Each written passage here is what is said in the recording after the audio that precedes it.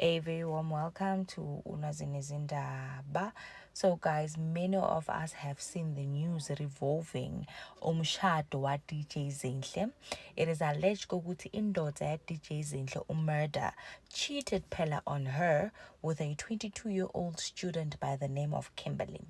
So now, taking into consideration the way ebantu bebakhuluma ngakhona, the nasty comments that people really had regarding this matter, it really shows ukuthi there are certain individuals that do not believe in striving relationships. So uDJ Zinhle naye siyamati nje kakhulukazi ukuthi she's one person that does respond. We are interact nje nebantu, be it you are a fan or not, we are interact nje ngale ndlela lesimanga. So kukhona la vele khona wathi noma kungaphuma i-evidence engakanani yena ngeke azayishiye indvodza yakhe. And then another thing, kube nebantu that continuously tagged uSizwe Mdlalose. Siyamathi nje kakhulukazi naye he is a good person, uyi-influencer nje lethanziwa ngale ndlela lesimanga umuntu ebantwini, baloku bamtheka phela bathi wena luvo lakho luthini. Hayi, uMdlalose came through, wayenda nje i-video lakho natshela abantu where to get off. He ate and left no crumbs behind.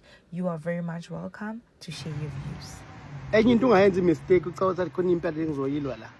or isakhe engizolithatha angihlangene nje into yakhe engizoyisho la ukuzokhuza into nina nifuna ukuthi mina ngibe ingxenye yayo angizile nje ukuzokhuluma ngani angizisile uzosusa omnye umsindo omusha ngizokhuza isicefe nina eningifuna ukungifaka kusona ningadideki nje mina sizomdlala ngiyangijwayela kabi mina ngifuna ukuqhubeka nimemeze nikwelive nikwelize nimemeze nambe nomemezela la ngisebenza imali ngisebenza kuya phambili ngizama ukwakha ibrand yami nje angihlangene so ukujwayelana engingakufuni angibingelele ngathemba ukuthi niyaphila bafethu mina ngiphilile nginokugula nje okukhona but siyamthemba uNkulunkulu ukuthi ngizosheshe ngilulame but kunephutha engifuna ukusolungisa lento enhlonipho ke siyohlezi sicela nathi bayohlezi becela abanye benu kuyithina mesingabahambanga kahle ngokuphila phambi kwamehlabo lento yenhlonipho nje iyohlezi kuyinto ecelakalayo ngoba ngaso sonke isikhathi kuyenza ukuthi umuntu enze into nganto useyaphambuka mase kuyacelakala ukuthi next time sicela ukuthi uhloniphe uma wenza lento uyenze kanje. uDJ Zinhle uNkulunkulu ngibusisile ngayo is my sister, ubonke umuda is my brother, uNkulunkulu ngibusisile ngabo ngiyabathanda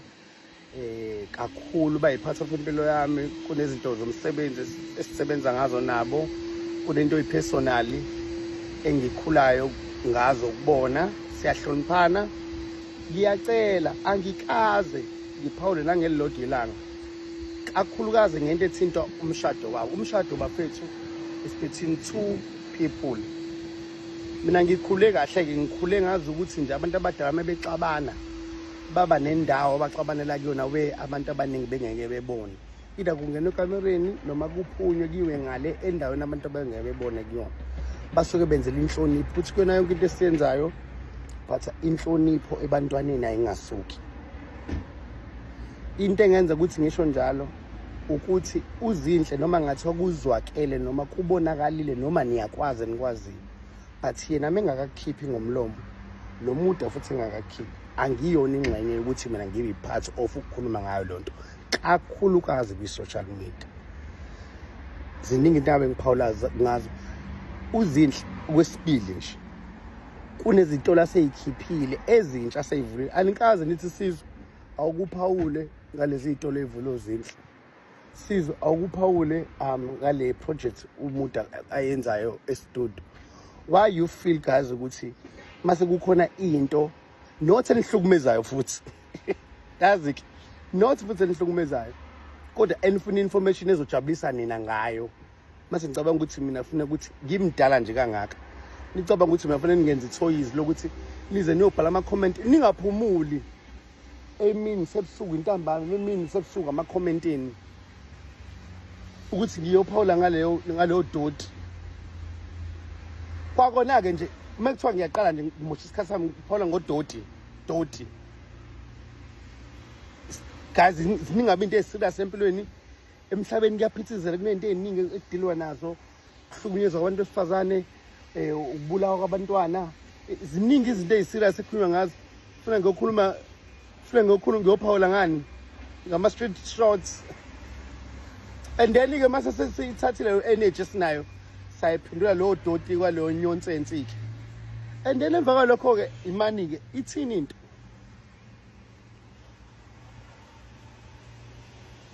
because ngeke ngajula ngafuna ukucabanga ukuthi okay uzinhle umuntu oyisebenzela imali shem nomude futhi umuntu oyisebenzela imali kwathina sizama ukusebenzela imali yonke into esiyenza ku social media ngoba sifuna ukukhula following ukuthi sikwazi ukugain ukuthi sikwazi ukwenza imali le siyaphi nayo le so ngiyanicela mina ne nginenhlonipho enkulu kabi mina futhi ngikhuliswe kahle ngakhuliswa ngerespect kunezinto mina nje engasoze ngabe ingxenye yazo mezenzeka ngaphandle mase ngithiwa ngibone ivideo ka DJ Zinhle ekhala ekhuluma into ayikhulumayo edinga ukuthi nakhona futhi leyo video bengiyibonile ekhala ngeke ngize ku social media nginenamba yakhe personal ngiyomfonela ngikhulume naye or ngithathe iflight ngihambe ngegoli or umuda naye mekuthi khona into emkhalisayo ayishilo ngomlomo wakhe ngiyomfonela or ngithathe iflight ngegoli musani ukufuna ukuthi singene izinto ngisho isidingo singe nize ngempela nibhala amagama ukuthi mase kunjena wena sizwe and support for shit and niyazi ukuthi noma ngikhuluma indaba ukuthi ngiyosupport izinhle lapho ngikhulumela ukuthi nina ngifuna ukujabulisa imjunju yenu yokuthi nina ningorubbish niyakujabulela ukubona nje izinto zingahambi nje kahle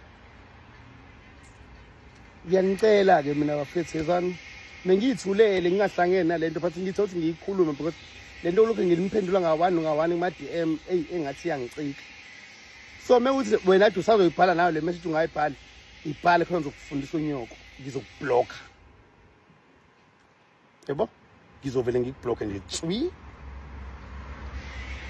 ngenza into zami umuntu akenza into zakhe umuntu bengafuni ukwenza into zakhe umuntu ngiyamblock tswi guys asike sivumele izinto zenzeke ngendlela yazo mezenzeka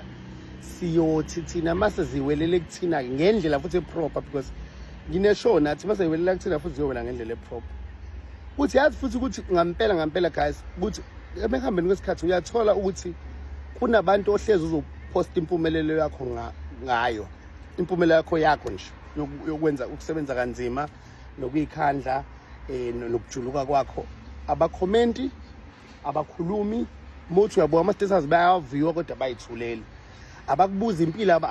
awukukho hello unjani uyaphila uright unjani kodwa shonelwa ibona bokuqala awuma ufila kanjani uzizwa unjani no we gonna come tomorrow sizogula sefuna ukufika esibhedlela fast usebuza ikhathi zokubonwa fetshelwa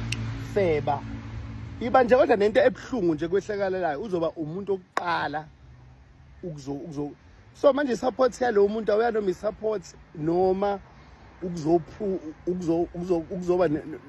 nofakazi obu original ukuthi ngampela mina ngile kuyena uyagowa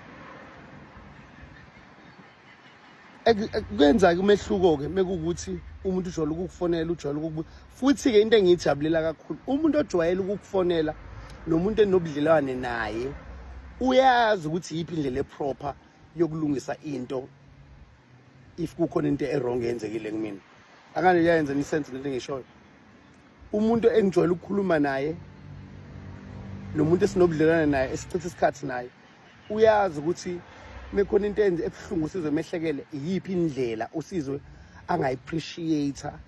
mingase ngenze ngayo eyenza sense ngithi so example njengami nozinhle nje uzinhle mase khona into engekho right ngaye uyazi noma singahlala ndawonye uyazi kodwa ukuthi usizwe ngeke yenze into enje usizwe meku wrong nokuthi kunje iyo into azoyenza eproper hle uzothatha ifoni or uzobhala imessage sikhulume lento ebuze ngiqede example futhi lento eyakuyenza khona uDominic Sisi mangaba kusona nje like ngiyakhotha example uDominic mhlambe kwakunenkinga nje from dala ngenza nje proper futhi ngifone Dominic kunento kanje nandi kanje uzizwe unjani ngingakwazi ukuthi ngiphendule kanje ayisizwe Musa ukwenze ngathi ulwela mina kanti wena ufuna ukunyuka ama followings zakho ngami like une number yami khuluma nami Musa ufuna ukufika lapha ku social media wenza ngathi ke wena ke hayi ke uyamlwela kusizwe hayi kusisikhokho ke ungakusizwa ungakazi ungifonele but nje kuyena yonke into sengiyikhulumile musani ukungijwayela kabi uDJ Zinhle nomkhonyana wakhe ningabajwayeli kabi nemndeni yabo angabi khona nje ukujwayelana yabo nje sibadala sikhulile sinempilo zethu umjwayelwane kumele ungabi khona musani ukufile ngathi sikhona isidingo sokukhuluma ngeindaba zabantu kakhulu wesiphatha ningazazi zisuka phi iqala beziyaphi nokuthi kubona konke nizobhenefithani okay mase usungibhalela icomment uthi ngihambe ngiyokhuluma ngalento mina ngizotholani ngoba mina ngifuna imali nginezingane mina imanje gijima uwisa ama glass keep rich nisongibhalela isicehle nje guys okay mase nizwe into enizwe lenze njani DJ Zinhle keep ring elahle phansi enze njani keep ring enze njani hambe kwi-era ethatha ikhwame elahle phansi enze njani retire ingaba uDJ thatha ama earphone awaphule walahlavaza phula imicrophone no hambe ubongs umuda ethi uyalala empedeni ngathi ngamabhodlela enze njani man yosona sonke lesisicefe enisenzayo esingasizi kwa sokwaraza kwenziwe njani hey yona yonke into engayenza ningadlaleli ngimina angidlalelanga ngakunini singajwayelani kabi. It is super hard ukuzehlisa and decide, you know what, I'm gonna let this thing go. I'm not gonna respond to this. I'm just gonna let it go. But letting it go is so hard because it's so easy to get angry and want to react. But sometimes, not even sometimes for me especially, most times I would actually love to let things go. I don't want to fight. I don't want to have conflict. I don't want to respond to anyone online. I don't want to respond to anything. I don't want to explain myself. I just want an easy life. But let me tell you, sometimes it is so hard to just let it go because people will just question things for the sake of questioning them and cause chaos where there's no need